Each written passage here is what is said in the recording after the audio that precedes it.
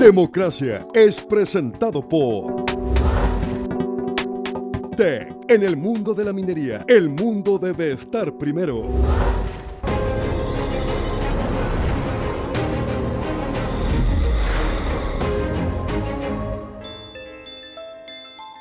Buenas noches, ¿cómo están? La democracia tiene que ir resolviendo todos los estropicios que deja el sistema capitalista a su paso. Esa es una de las reflexiones que hemos recogido mientras realizamos este programa. Hemos decidido entonces indagar en la relación que tiene nuestro sistema democrático con nuestro sistema económico y en las posibilidades que ofrecen las miradas nuevas que han surgido en el último tiempo y que buscan evitar o por lo menos disminuir las brechas sociales.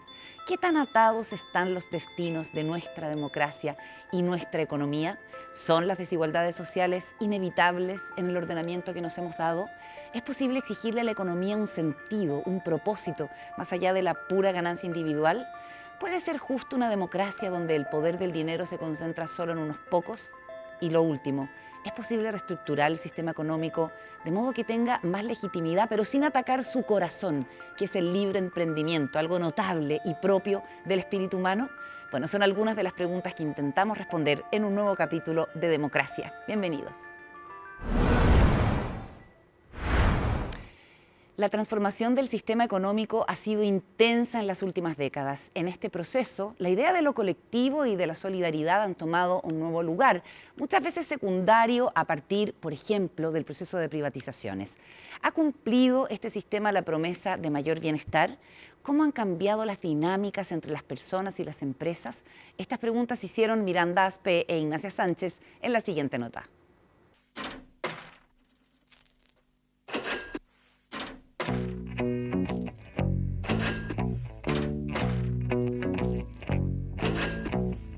Propiedad privada, libre mercado, competencia y acumulación de capital son características de un sistema económico que rige a gran parte del mundo, pero ¿entendemos realmente lo que significa el capitalismo?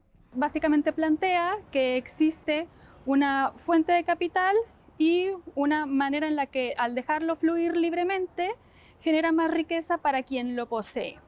El neoliberalismo, que es una tendencia que surge más bien hacia finales de los 80, inicio de los 90, se caracteriza por profundizar la idea de que para que este capital fluya mejor hay que desmantelar el Estado. Hay que dejar en el Estado solamente lo que es meramente necesario para el servicio público.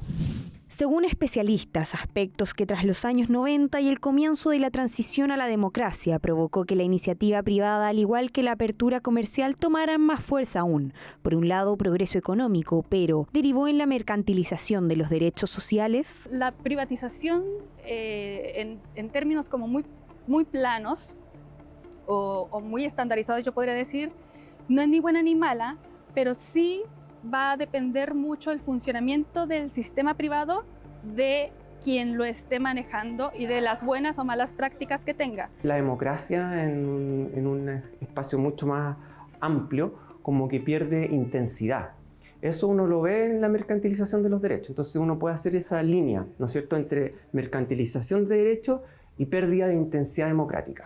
La relación entre la democracia y la estabilidad financiera de un país es directa. Si hay crecimiento económico sostenido, por lo general debiera existir un balance de las oportunidades. Es por eso que un modelo solidario permitiría favorecer una evolución no solo enfocada en el capital, sino también en el acceso a un mayor bienestar por parte de la ciudadanía. El modelo de corte liberal que se implementó en los años 80 y se profundizó en los años 90 tiende a favorecer las relaciones individuales y eso dificulta la formación de solidaridades. Un ejemplo de ellos pueden ser nuestros sistemas de salud con la ISAPRE, el sistema de pensiones, en la medida que pone su foco en las personas y no en grupos sociales alternativos.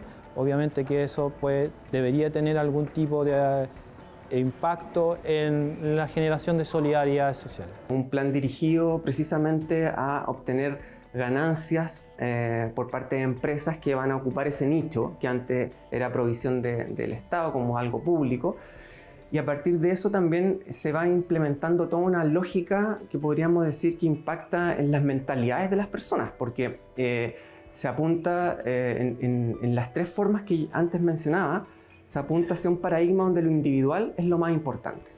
Sin embargo, los tiempos han cambiado. Los reajustes sociales y del modelo económico han impactado en la transformación de las prácticas empresariales, espacios donde solo entregar puestos de trabajo ya no es suficiente, sino que, por ejemplo, propósitos como la solidaridad tienen cada día más cabida en el ámbito laboral. Se puede ver claramente un quiebre o un eje entre el perfil demográfico que ciertamente tiene esta mentalidad todavía muy individualista y estas nuevas generaciones que, como tú dices, buscan más bien un propósito.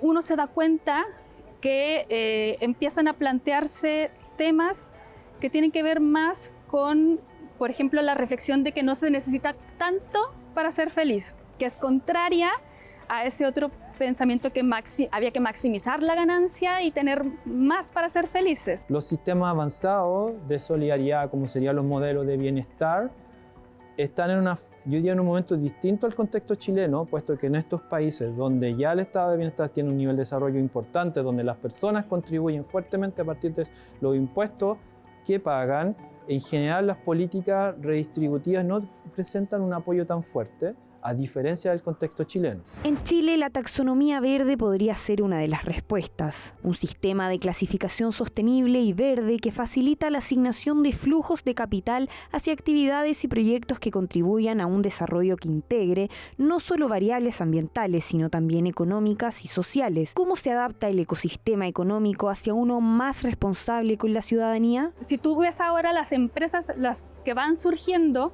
muchas están en manos del sector demográfico que ya no pertenece al de la mentalidad individualista. Entonces, mucha gente cuando genera su empresa, y de hecho los trabajos del futuro están proyectados, van a ser de emprendedores. Entonces, esta gente cuando plantea una idea, cuando se pone una meta, lo hace, ahora sí, fíjate, buscando un propósito. Mejores prácticas y resultados, iniciativas impulsadas tanto desde el mundo privado como desde el público, pensando en la construcción de una nueva sociedad donde los paradigmas del sistema generen rédito económico, pero no dejen de lado el bienestar social. La semana pasada les comentábamos qué es lo que menos le gusta a la gente de la democracia. Hoy hemos querido hacer un cruce con lo que tiene que ver con nuestro sistema económico y estuvimos buscando en los testimonios de los más de 6.600 casos que contempla este estudio realizado con las herramientas de la inteligencia artificial en conjunto con Melin Research, lo que tenga que ver con nuestro sistema económico. No fue fácil encontrar a primera vista una relación directa que hagan nuestros encuestados entre nuestra democracia y nuestro sistema económico. Sin embargo, el poder del dinero relacionado con la política es algo que surge de manera muy notoria en los distintos testimonios. Vamos a detallarles y compartir con ustedes algunos de ellos. Frente a la pregunta ¿qué es lo que menos te gusta de la democracia?, está el ejemplo de este hombre de entre 35 y 54 años con estudios de posgrado universitario que dice: lo que menos me gusta de la democracia es que sea una garantía meramente formal en la sociedad actual. Sin autonomía de los grupos económicos poderosos, los ciudadanos de una democracia liberal estamos restringidos en nuestra capacidad de decidir libremente. Veamos otro de los testimonios recogidos respecto de qué es lo que menos te gusta de la democracia. Esta es una mujer que también tiene educación postuniversitaria entre 35 y 54 años y dice sencillamente: el poder del dinero por sobre la gente es lo que menos me gusta de la democracia. Y en este otro testimonio, un hombre con educación media completa de entre 18 y 34 años dice que lo que menos le gusta de la democracia: en la práctica la participación popular es limitada y poco influyente. Los capitalistas y la clase política siguen gobernando según sus intereses. Los intereses del dinero aparecen como un estorbo, como un problema para nuestra democracia. Y a esto sumémosle que la corrupción aparece en todos los testimonios cuando la gente se le pregunta por lo problemático de la democracia en nuestro país, para tenerlo en cuenta. Pausa y seguimos con más democracia en CNN Chile.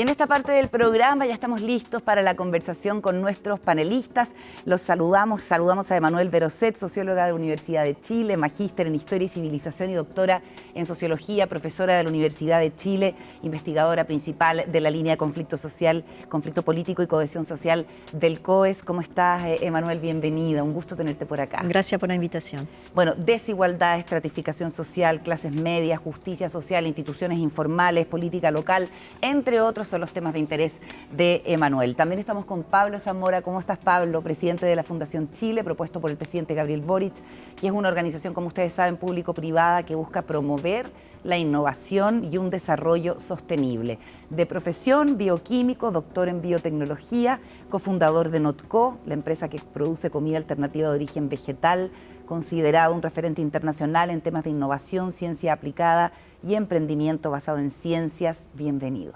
Gracias, Carola, por la invitación.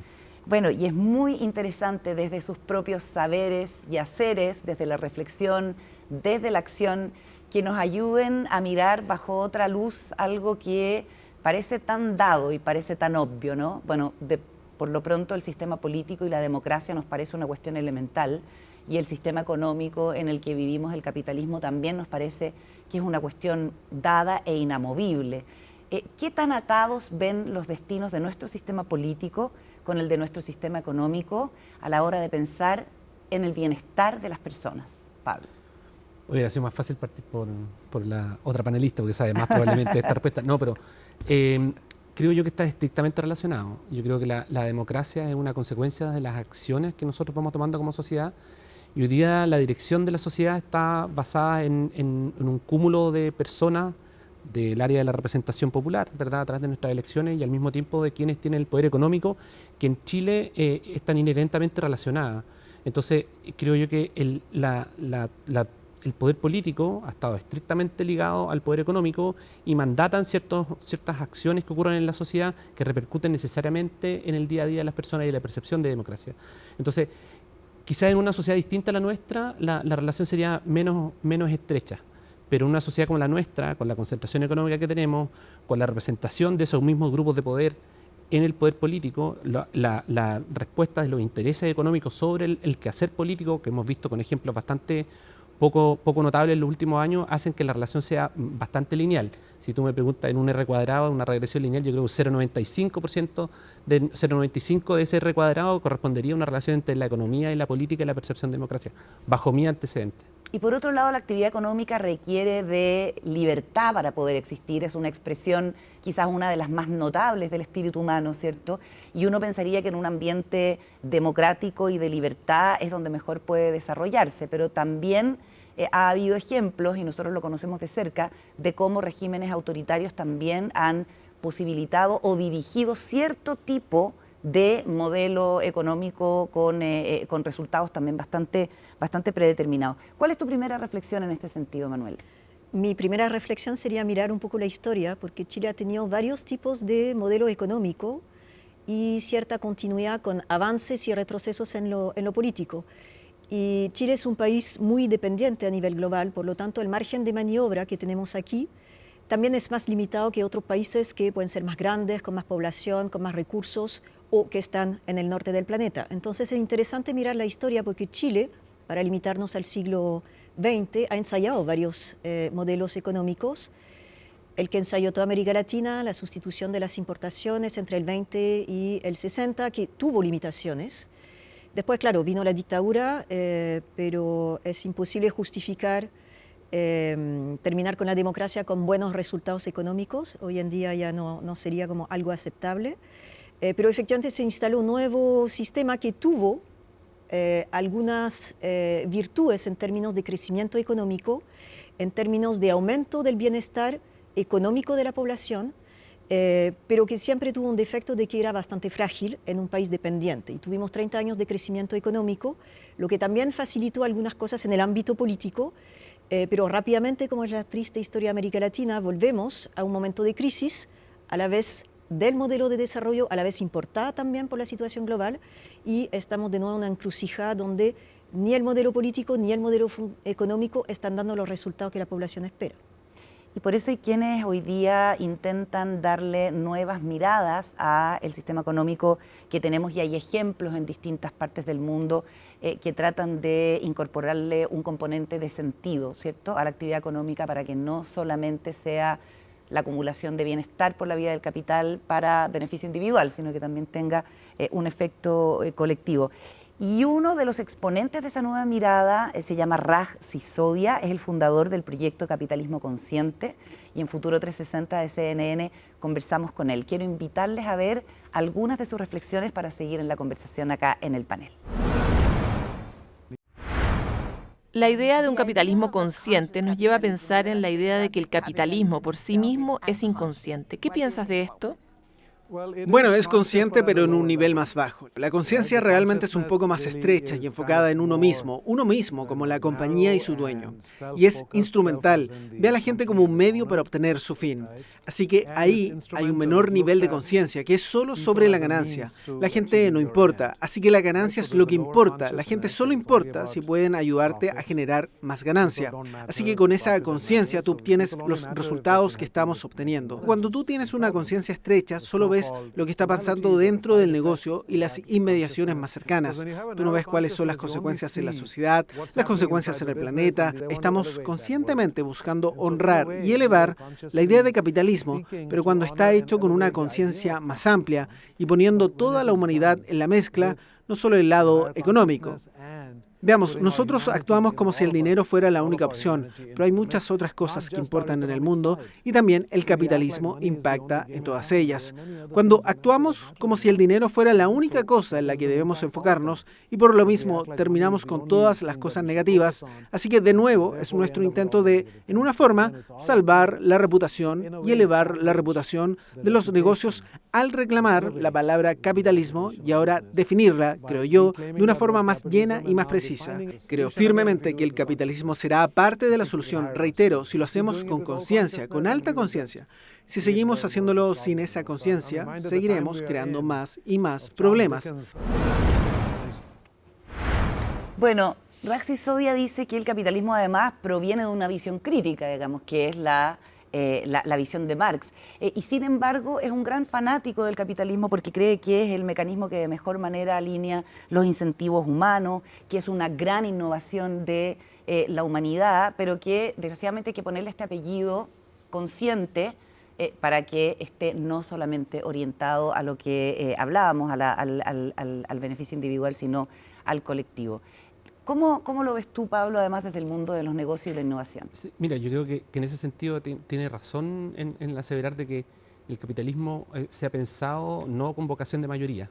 Yo creo que tiene la capacidad, el modelo, de absorber transformaciones con cierta agilidad y tiene la particularidad que permite que outliers, que gente que está fuera del sistema, que trae nuevas soluciones al sistema, pueda rápidamente escalar y ser adaptada. Sin embargo, el capitalismo no se ha hecho cargo de las brechas que ha generado y ha traído beneficio al individuo que está detrás de esas grandes innovaciones. Entonces, cuando tú tienes una acumulación de capital que va en desmedro de las relaciones sociales, que va en desmedro de la mirada de un equilibrio socioambiental correcto, y tú rezagas a una población en pos de la acumulación del capital, yo creo que ese tipo de capitalismo hay que atacarlo con mucha fuerza. Y de hecho, antes, cuando tú estabas hablando respecto a que otros países han hecho estas reflexiones antes y han dado cierta conducción, yo creo que Chile tiene una oportunidad importante de definir una política industrial para el país. O sea, nosotros necesitamos de un Estado que sea capaz de tener lineamientos estratégicos para que los privados, tanto como el mundo público, se vuelquen a una vocación que hoy día no la tenemos tan clara, ¿verdad? Tenemos algunos atisbos respecto a lo que está ocurriendo en el país, como por ejemplo la generación de nuevas industrias como el hidrógeno verde, lo que vamos a hacer en sofisticación de la matriz productiva con los litios y el derivado de la cadena de valor del litio. Sin embargo, creo que nos falta en ese sentido una mirada que nos ponga una hoja de ruta en la cual nosotros podamos destinar estos esfuerzos intelectuales, económicos y sociales a navegar en un mismo camino. Yo creo que ahí esta mirada consciente del capitalismo nos abre una ventana, pero requiere que quienes son dueños del capital tengan esa misma conciencia, porque tú no sacas nada en este sistema que es inherentemente segregador, que quienes no tienen la voz del poder económico se levanten y traten de imponer esta posición, porque no son ellos los encargados de llevar la conducción política y económica en Chile, son quienes tienen la acumulación del capital. Y si ellos no cambian, si los CEOs de esas empresas no cambian, si los directores de esas compañías no cambian, nada cambia en este país. ¿Y tú ves algún cambio? yo he sido bastante crítico con esa correlación de poder, pero he visto cambios, yo creo, más bien generacionales que culturales. Ya. O sea, yo creo que hay una élite económica en Chile que tiene una sensibilidad distinta y que hace resonancia con estas problemáticas sociales existentes y que logra entender que existe un descontento. Yo conozco gente de las élites económicas que no tienen, de hecho, gente que trabajó conmigo, que no entendía por qué la gente se levantó en las calles en el 2019. O sea, no le podía caer en la cabeza que existía gente que pensaba que Chile no era como el Holy Grail, como el santo grial de la economía mundial, y que les costó entender, cual el audio de la primera dama de su momento, entender que esta era como una cuestión venida de otra parte, orquestada, porque era imposible que los propios chilenos sintieran una brecha tan patente respecto a cómo se estaba comportando el país en términos de distribución de la riqueza, en términos de la hospitalidad que tenían ciertos sectores. Entonces, creo ahí que hay una sensibilidad etaria. Hay gente que está asumiendo ciertos roles de poder en Chile, que tiene una sensibilidad particular por estos temas y que es más consciente de aperturar su visión económica a una visión de equilibrio sistémico, ¿cachai? Que es lo que nosotros queremos, bueno, al menos mi línea de pensamiento trata de apuntar, que es un equilibrio entre la comunidad, la naturaleza y la economía. Entonces, mantener ese equilibrio involucra que tú lo puedes hacer por trayectorias de vida o porque tienes una sensibilidad especial, porque muchos de ellos viajaron, vivieron en otras partes, identificaron que un capitalismo más armónico quizás le hacía mejor a los propios trabajadores de sus propias compañías. Entonces yo creo que ahí hay una generación que se está incubando, que está llegando notablemente a ocupar puestos de poder, que sí entiende de mejor manera lo que está ocurriendo fuera de su esfera de confort. Hay una teoría, Manuel, que dice que el hastío y el enojo y la rabia expresada en el estallido social se produjeron principalmente porque estábamos creciendo al 1,5%. Y la gente empezó a sentir en sus bolsillos y en su vida diaria los efectos de una mala situación económica.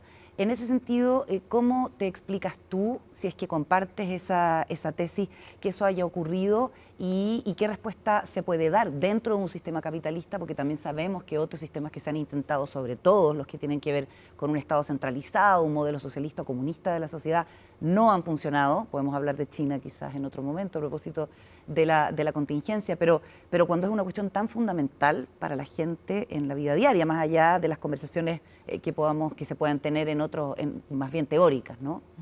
Bueno, recordemos que Chile ha tenido 30 años de crecimiento económico, lo que es muy inhabitual en América Latina. En general, los ciclos de bonanza son más cortos.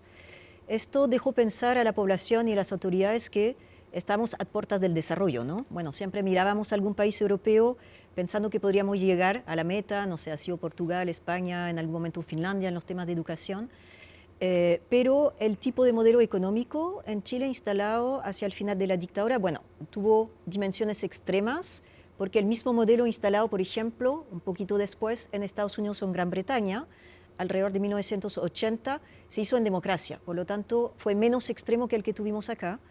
Pero efectivamente, hubo crecimiento económico. El tema es, primero, lo que se señaló, que el crecimiento económico hoy en día es visto como algo bueno desde el punto de vista de la economía, pero no necesariamente desde el punto de vista del medio ambiente. Sabemos que hay un nivel de depredación que si crecimos a 6, 7, 8%, 10%, el planeta no aguanta, primera cosa.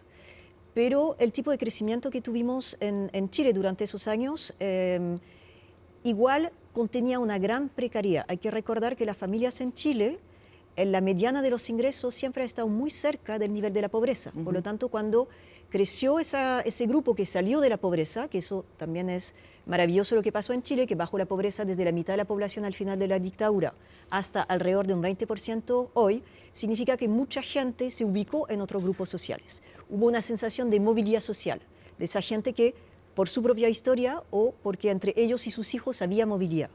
Pero eso se empezó a estancar a partir del 2014, cuando baja el precio del cobre o la China compra menos.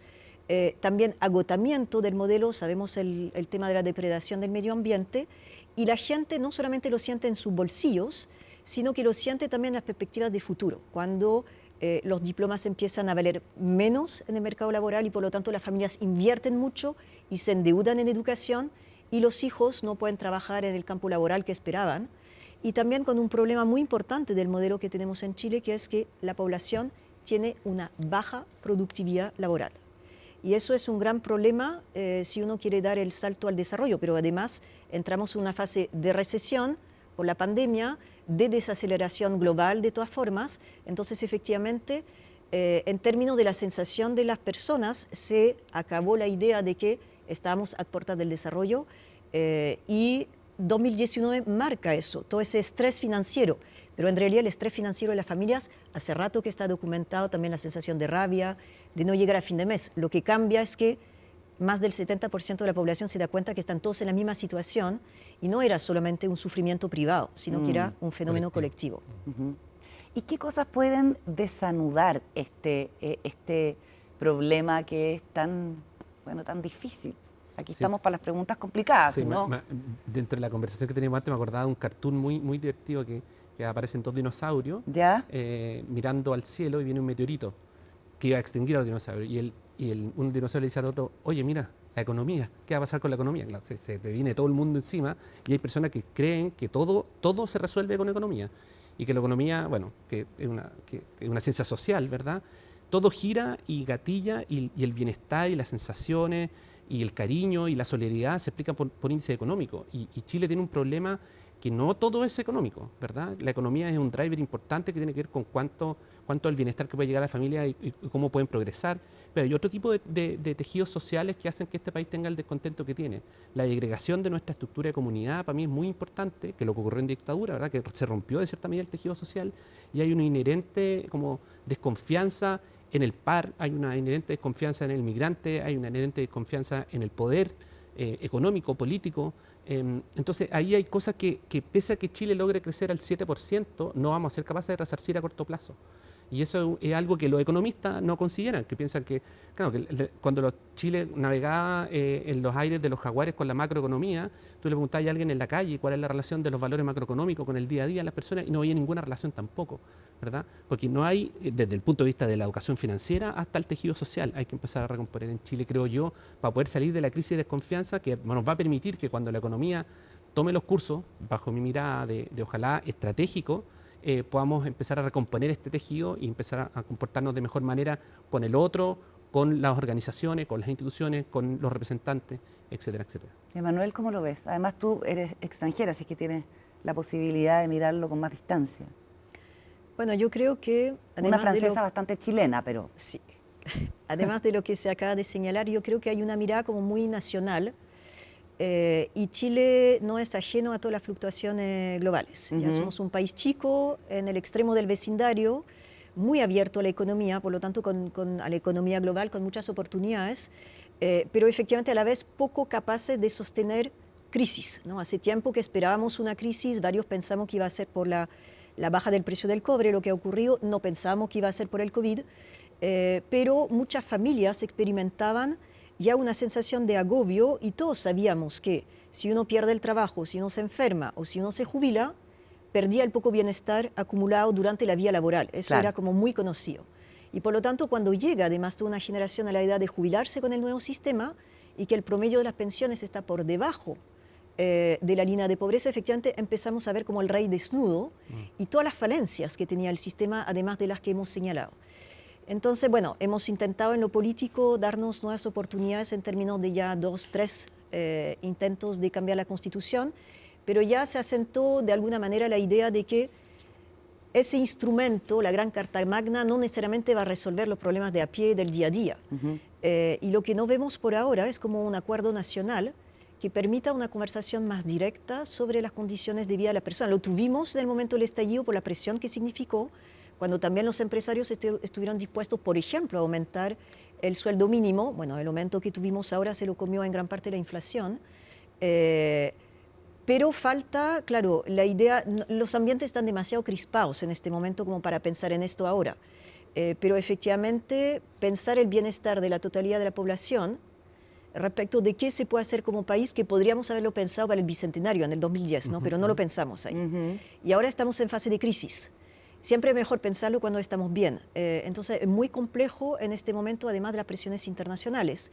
O, por ejemplo, vimos mucho en torno a la visita del presidente Boric a China, la cantidad de inversión que podría significar, pero no hemos hablado de la cantidad de deuda que puede generar para un país chico como Chile, como ha pasado en otros países asiáticos chicos que se encuentran en la ruta de la seda y de la cintura. Entonces, falta, claro, una visión como más global a mediano y largo plazo, que intentamos tenerlo con las Naciones Unidas, con organismos que piensan más allá del ciclo político, pero tenemos ciclos políticos extremadamente cortos en Chile, son 4 años. 4 años para un horizonte de inversión y de transformación es siempre demasiado corto. Es muy corto y no se ha modificado, por lo menos en ninguna de las dos propuestas constitucionales. Antes de irnos a la pausa, algo sobre China, Pablo, a propósito de la visita del gobierno, la declaración de la vocera de gobierno Camila Vallejo defendiendo esta forma de llevarle bienestar a las personas que tiene la economía china a su juicio y que ha generado un montón de conversación y polémica.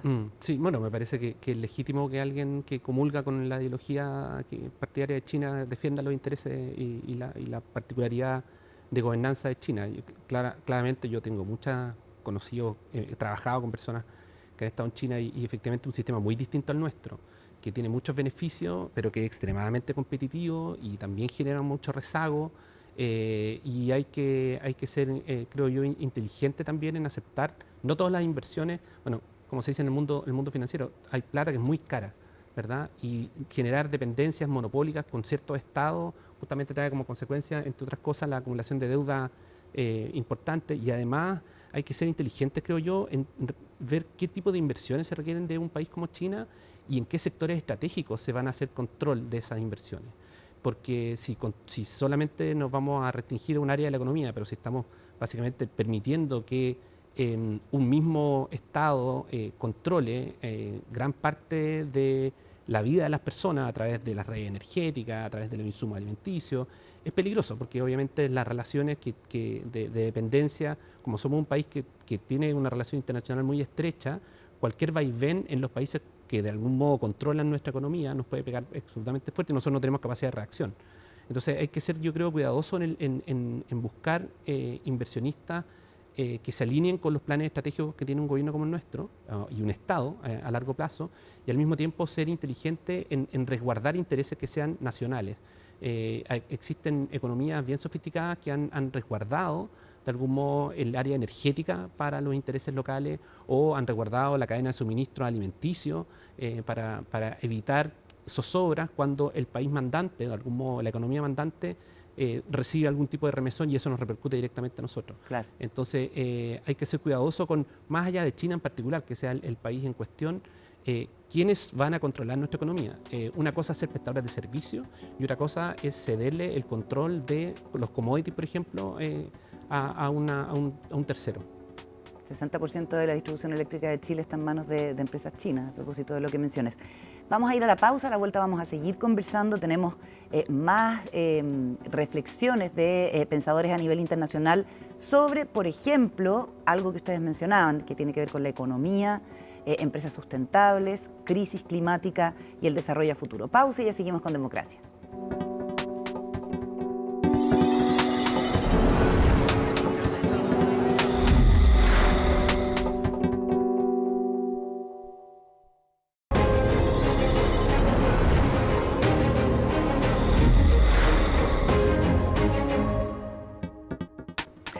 De regreso en Democracia, seguimos conversando en nuestro panel con nuestros invitados de hoy, Emanuel Berrosset, Pablo Zamora, y haciendo reflexiones que nos permiten mirar hacia adelante y tratar de desanudar esto que parece tan complejo, la relación entre democracia y la economía. Hay una frase que me encanta, que es como que la democracia tiene que hacerse cargo de los estropicios que va haciendo el gran capital, que ese es como en realidad su único sentido, y que por eso resulta tan machucada y debilitada a la pobre. No es una visión muy optimista, pero quizás es bastante realista. Respecto de la movilidad social, que es algo que tú has estudiado bastante, Emanuel, Chile es un país que le da hoy la posibilidad a la gente de ir, digamos, escalando y consiguiendo una mejor posición para su bienestar. Tenemos datos acerca de esto hace poco. La verdad que no tenemos mediciones para la totalidad del siglo XX, o hay que torturar un poco a los datos, pero desde el fin de la dictadura sí tenemos datos. Los primeros estudios de Torch y Bormald alrededor del 2000 mostraban una movilidad social intensa entre los sectores más bajos y los sectores medios bajos. Es decir, efectivamente era como fácil moverse desde la pobreza hacia una clase media baja. Pero ya en esa época era muy difícil moverse de la clase media a la clase media alta. Ahí no bastaba con estudiar, ir a una buena universidad, había que desplegar otro tipo de estrategia como estrategia matrimonial, que poco tiene que ver con logros en la vida por el estudio, digamos. Lógico, por el mérito propio. Claro. Posteriormente, nosotros realizamos estudios una década después y mostramos ya un frenazo en la movilidad, que era como más de corto alcance, era mucho más difícil moverse del campo a la ciudad y, claro, el grupo más alto ya se escapaba mucho más. Era como mucho más difícil pretender pertenecer a la clase media alta cuando uno venía de una familia más de escasos recursos. Y efectivamente, la crisis reciente, la pandemia bloqueó bastante la movilidad social y las esperanzas de movilidad social. También vino ese frenazo que hace que las personas están como intentando defender lo que tienen y limitar las consecuencias en términos de la movilidad de los hijos. Pero sabemos que Chile está en un momento en que tiene que hacer transformaciones de su aparato productivo. Ya hemos formado muchos profesionales que no tienen tanto espacio tampoco en el mercado laboral porque no hay mucha relación entre el número de estudiantes que forman las universidades versus las demandas del mercado laboral, a diferencia de otros países. Y tampoco hemos privilegiado la educación técnica, que tiene muchas virtudes, o sea, llegó mucho más tarde, ¿no? Tenemos esa fascinación y obsesión por la educación universitaria en Chile y nadie quiere que sus hijos no estudien en la universidad, aunque no siempre reporte muchos logros para las futuras generaciones. Entonces, ahí tenemos como un problema porque ese frenazo uno lo siente en su propia vida, se proyecta respecto de la vida de los hijos y los nietos, más el tema del cambio climático, que no sabemos qué planeta van a tener, pero efectivamente los frutos o las ventajas del modelo que Chile tuvo ya se están agotando. Y esa preocupación por el futuro también, uno está dispuesto a sacrificarse como padre, en general siempre y cuando sabe que a los hijos le va a ir bien, ¿no? Esa idea de como del sacrificio parental, todo el relato de la vida social en Chile y del logro es como un relato sacrificial. Quizá hay una dimensión católica en todo esto, pero cuando uno entrevista a la gente, siempre un relato así como muy difícil, siempre uno lo hizo solo, no hay movilidad estructural, las ventajas y los avances siempre son individuales y de la familia. Entonces, con esa sensación de tener como tanto esfuerzo metido en la movilidad y que se corte, efectivamente el sufrimiento es mucho mayor y no hay muchos soportes estatales para mantenerla. Pablo, un economista decía que hoy hablar de sentido en los negocios es mainstream, que es como bastante más popular tener un propósito hoy que hace 15 años, o sea, que es un tema que llegó para quedarse. Al menos la declaración de tenerlo. Entonces tú formaste una empresa que tiene mucho sentido, Notco, y estás de hecho trabajando también siempre, entiendo, con el tema de los hongos, es lo último que estaba... Sí, con Spora Biotech. ¿Spora? Biotech. Spora Biotech. ¿Qué puedes decir de esto que pareciera que le hace cada vez más sentido a la gente, a pesar de que tú opinas de que no es un cambio cultural, es más bien un cambio generacional? Sí, yo creo que ese cambio, yo digo generacional, es quien está hoy día en la elite, en la toma de decisiones de las compañías. Pero tiene la particularidad de este modelo, que veníamos hablando de las virtudes, de las pocas virtudes reconocibles que tiene el modelo, que cualquiera irrumpe. Y si gana espacio de mercado se convierte en protagonista. Por lo tanto, estas compañías, lo que le llamamos las startups, que son compañías con un foco particular en el desarrollo de un sector específico, con alta capacidad de crecimiento y con un elemento distintivo, le permite llegar a ser una voz igual al resto. O sea, por ejemplo, ahora Notco, los últimos datos que leí era que era como la cuarta o quinta compañía en el mundo con más puntos de venta en el planeta. Una locura, una compañía que la creamos en Chile hace no más de 5 años atrás. ¿Cachai? Entonces, si tú logras hacerlo correctamente, te conviertes en un jugador y tienes una vocería. Y de hecho, yo creo que parte de lo que estoy acá sentado, porque logramos nosotros tener una representatividad tal que nos permite tener la misma voz y la misma potestad que un empresario consolidado de 150 años de una empresa familiar. Y entonces, estos nuevos liderazgos inherentes de estas compañías que vienen ya con el chip de la conciencia, porque nacen todas ellas, o en su gran mayoría, yo creo que todas ellas, salvo quienes son los propios spin-offs de las propias élites, ¿verdad? Claro. A como una contramanifestación, una contrarrespuesta al establishment empresarial. Y nacen porque nosotros generamos la compañía porque veíamos un defecto en la industria del alimento. Y decimos, no puede ser que quienes son responsables del problema sean responsables de la solución. Entonces nosotros tuvimos que generar una compañía que bajo mi mirada tenía una visión política particular, ¿verdad? Que era como tratar de dar vuelta a una industria que le estaba haciendo un daño enorme al medio ambiente, que es la industria de la proteína animal.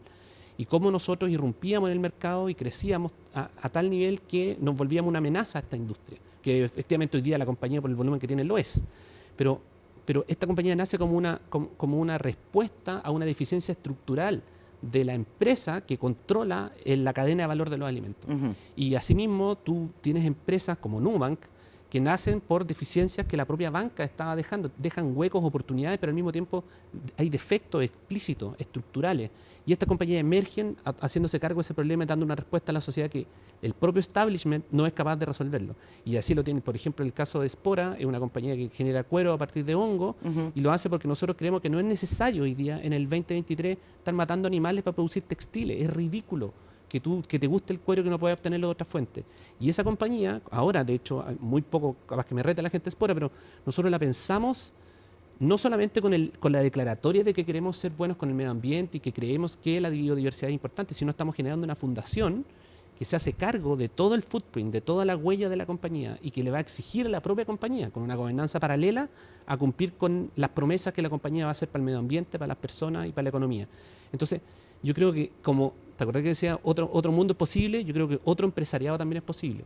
Y estas nuevas compañías que tienen una capacidad de crecimiento enorme y que pueden llegar a mercados internacionales rápidamente, porque nuestro mercado es tan chico, ¿verdad? Es tan pequeño en términos, está altamente concentrado, tiene un bajo nivel de adquisición y básicamente un mercado de piloto, tú logras impactar mercados internacionales inmediatamente. Y ahí yo creo que el mindset de estos nuevos emprendedores, ¿verdad?, que terminan siendo empresarios cuando estas compañías se consolidan, ya viene con esa mirada. Y esas voces son los que están continuamente desafiando a esta mirada económica más tradicional y que no tiene la conciencia, que tiene que aprenderla. No le duele dañar el medio ambiente, ¿cachai? Porque siempre lo ha hecho y siempre ha sido exitoso. Y por muchos años estos gallos y estas tipas recibieron premios por hacerlo. Recibieron premios por el modelo de sueldos de hambre de sus trabajadores, pero con un reconocimiento por su programa de bienestar social y sus canastas familiares. ¿Cachai? Entonces, ellos hoy día son un problema bajo esta nueva mirada, pero durante décadas fueron el modelo de éxito. Entonces tú tampoco les puedes echar toda la culpa a ellos, decir, oye, en realidad lo hicieron todo mal. Ellos fueron los que recibieron todos los premios y ellos económicamente lo hicieron estupendo. Pero hoy día, en el 2023, hacerlo económicamente bien no es suficiente. ¿Cachai? Interesante. Y tenemos que desafiarnos a nosotros mismos con eso. Muy, muy interesante. Oye, estuvimos conversando en el área futuro de CNN con Peter Drucker, que es presidente y CEO del Consejo Empresarial Mundial para el Desarrollo Sostenible. Peter Drucker, en su momento, cuando estábamos en medio de la pandemia, hablaba de la necesidad de la reactivación consciente, que seguramente ustedes se acuerdan, ¿cierto? Como de aprovechar la oportunidad de remirar la matriz económica para hacernos cargo de la crisis climática. Vamos a ver una selección de las declaraciones de Peter Drucker en una entrevista que todavía no emitimos. Este es un adelanto y seguimos en la conversación en el panel. Necesitamos una transformación del sistema. No se trata solo de pasar de los combustibles fósiles a las energías renovables o de los motores de combustión a los vehículos eléctricos. Tenemos que replantearnos toda la forma en que hemos configurado nuestra economía. Eso significa que tenemos que pasar a las energías renovables, cambiar la forma en que nos transportamos, reflexionar sobre el sistema alimentario y reformular la gestión de las empresas. Tenemos que hacerlo todo a la vez, lo que suena muy complicado, lo sé, pero si somos capaces de decir, ok, se trata de descarbonizar, de reducir las emisiones tan rápido como podamos, se trata de crear un sistema económico más justo para todos y se trata de cuidar a la naturaleza. Necesitamos repensar el sistema económico en el que operamos. Mucha gente considera que el sistema no es justo. En la actualidad no ofrece incentivos para pensar en el clima o la naturaleza y tenemos que integrar eso. Así que, desde ese punto de vista, la responsabilidad de las empresas tendrá que cambiar. Deben cambiar las normas de divulgación de información sobre el impacto de las empresas. Y a nivel mundial, estos cambios se están desarrollando y aplicando muy rápidamente y llegarán a Chile también. Creo que Chile necesita seguir trabajando en la agenda de la desigualdad también, porque si la gente en un país como el de ustedes, con situaciones que han tenido aquí hace unos años, si no se sienten cómodos, si no creen que el sistema es justo, no apoyarán el cambio, no apoyarán nuevos parques eólicos o solares o lo que sea. Así que, de nuevo aquí, mi conversación será que tenemos que hacer crecer la energía renovable más rápido, pero también tenemos que asegurarnos que la población se involucre con ese cambio, porque eso es lo que va a hacer que todo sea posible. Es distinto proyectar un cambio de matriz económica cuando eres un país rico que cuando no lo eres, ¿cierto? Ese es un dato y es muy importante tenerlo en consideración, más allá de que todos podemos compartir ese objetivo común. En ese sentido, Manuel, me gustaría preguntarte por lo que estamos viviendo ahora en términos económicos después de la pandemia, con un rezago muy importante de las mujeres, de los sectores más pobres, con movimiento en el continente que también nos tiene teniendo que hacernos cargo de las demandas de la población migrante, con una informalidad creciente también, ¿cierto?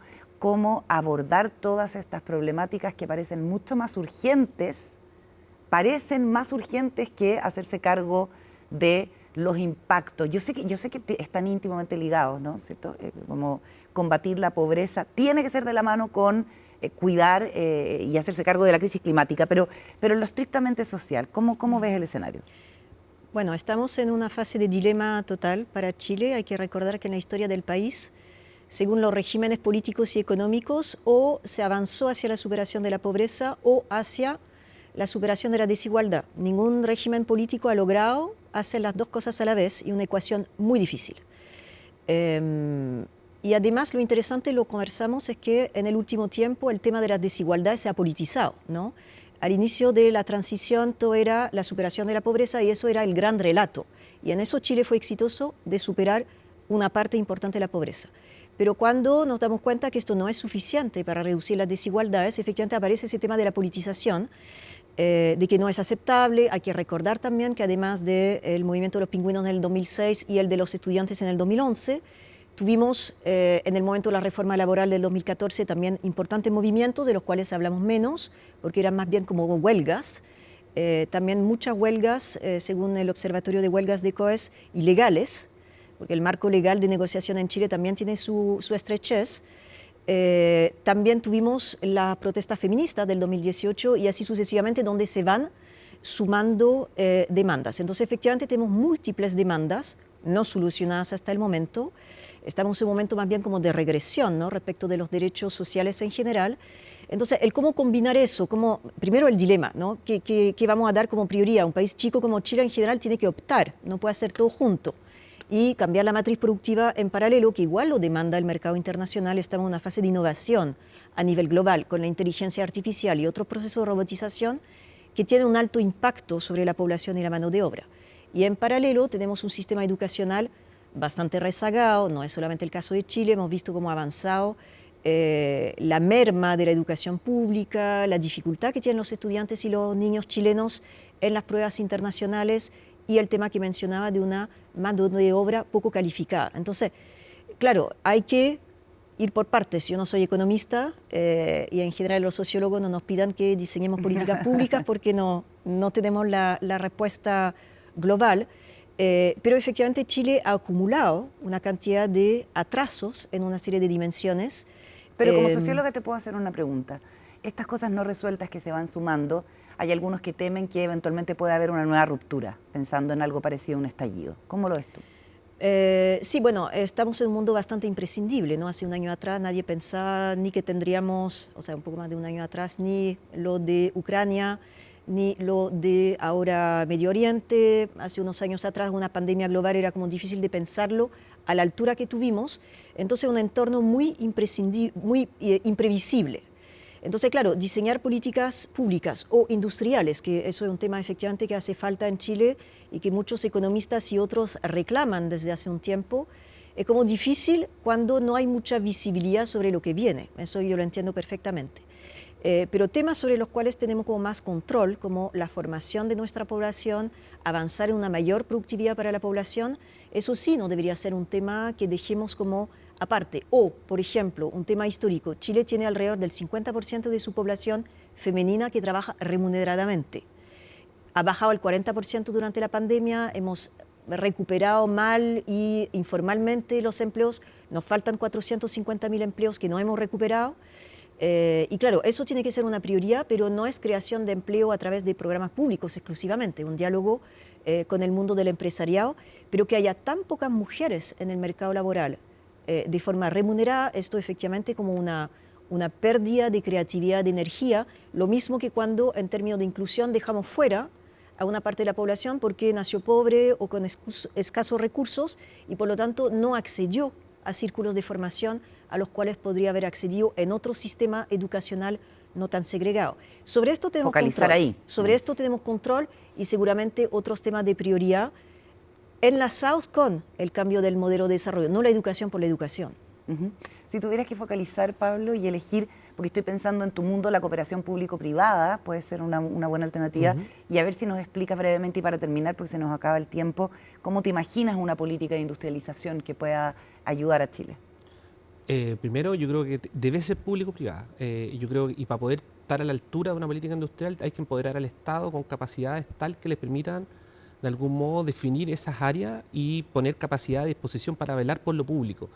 Lo particular que tiene lo lindo de lo público-privado es que el privado inherentemente defiende los intereses privados y la fe pública lo defiende lo público. Los gobiernos debiesen tener vocación de mayoría y cuando tú haces alianzas público-privadas que de algún modo tienes como una boleta de garantía desde el bien público detrás de esa generación, es mucho más democrático todos los resultados de ese ejercicio. Entonces, aquí yo pienso en una política industrial, es decir, mira, Chile, nosotros vamos a hacer esta transición energética que estamos hablando, que se hacía mencionar anteriormente, y la vamos a hacer en ciertos territorios, y vamos a empoderar a ciertos territorios y vamos a encadenar, le guste o no le guste, esa es la particularidad de la política industrial, a la academia regional a que vuelque su vocación a resolver esta brecha tecnológica que nos va a permitir, por ejemplo, desarrollar la industria del hidrógeno verde. Por ejemplo, Magallanes. Claro. O en el caso de utilizando la energía mareomotriz, vamos a desarrollar polos en el norte y vamos a alinear a la empresa, al off-taker, a quien va a tomar esa energía, hasta a los puertos que van a impulsar las exportaciones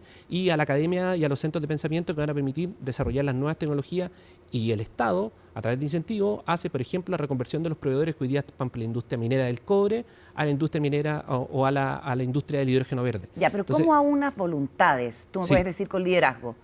En un país donde la desconfianza es lo que reina y los acuerdos son cada vez más difíciles de tomar. Es difícil. Primero que nada, para definir una política industrial hay que tener un Estado empoderado y eso hoy día está en cuestión.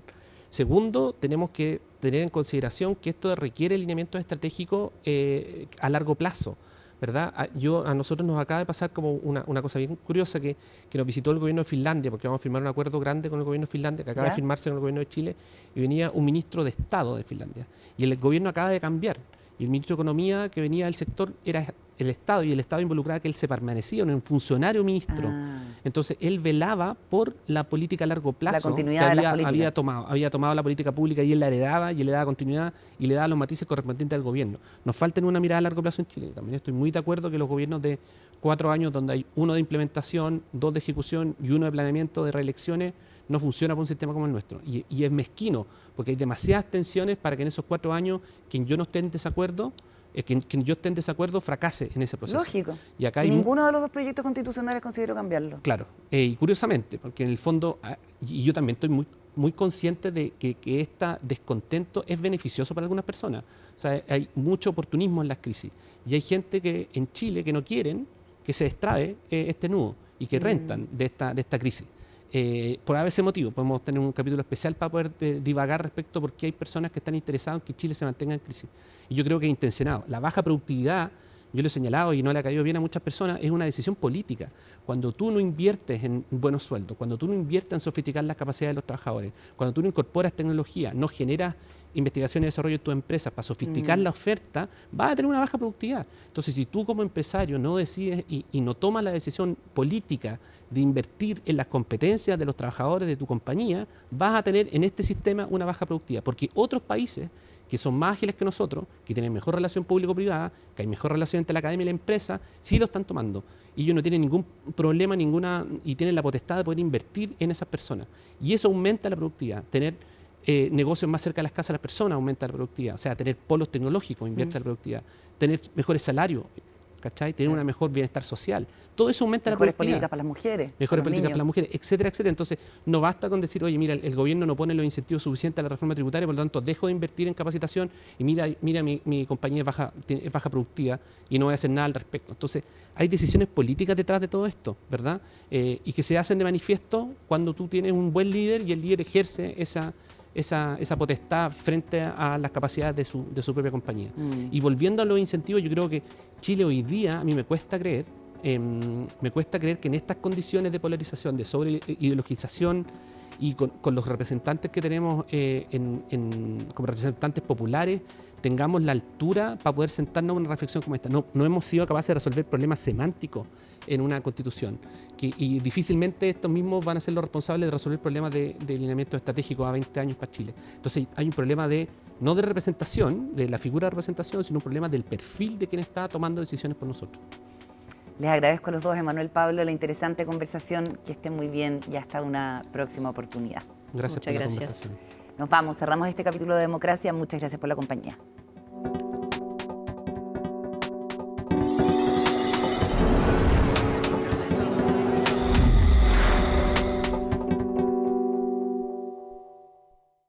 Democracia fue presentado por TEC. En el mundo de la minería, el mundo debe estar primero.